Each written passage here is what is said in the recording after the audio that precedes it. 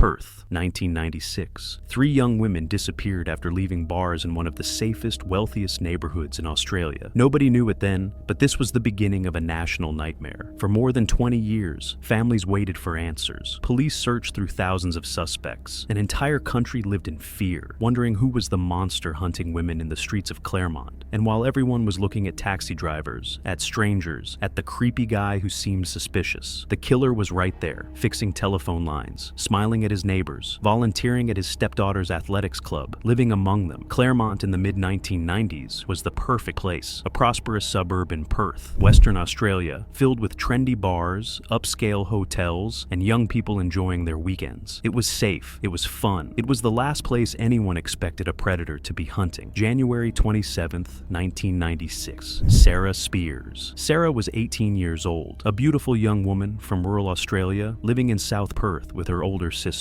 That Saturday night, she went out with friends to Club Bayview in Claremont. Around 2 a.m., after her friends left, Sarah decided to stay a little longer. At 2:06 a.m., she called Swan Taxis from a public phone booth. She requested a ride to Mosman Park. The taxi arrived just minutes later, but Sarah was gone. The driver waited. Nobody came. Neighbors reported hearing blood-curdling screams that night. Sarah's sister knew immediately something was wrong. Sarah always called if she wasn't coming home. Always. Police treated it as a missing person case. Her body has never been found. But that wasn't the worst part. 6 months later, June 9th, 1996, Jane Rimmer. Jane was 23 years old, a childcare worker, fun-loving, full of life. That night, she went out with friends, moving between the Ocean Beach Hotel, the Continental Hotel, and Club Bayview. Her friends decided to catch a taxi home, but Jane wanted to stay. She was last seen on security footage outside the Continental Hotel at 12:04 a.m., waiting alone. 55 days later, on August 3rd, a family picking wildflowers found her naked body 40 kilometers south in bushland near Woolcoot Road, Wellard. She had been murdered. The city began to panic. Two young women, same area, same circumstances. Police set up a special task force called Macro to investigate. Was there a serial killer in Claremont? And then the pattern became undeniable. 9 months later, March 15th, 1997, Ciara Glennon. Ciara was 27 years old, a lawyer from Mosman Park, intelligent, beautiful, a bright future ahead. Like the others, she was out with friends at the Continental Hotel. She decided to make her own way home. She was last seen walking along Sterling Highway after leaving the venue. 3 weeks later, on April 3rd, her body was found in bushland in Eglinton, at the northern end of Perth's metropolitan area. She had been murdered. Under her fingernails, there was DNA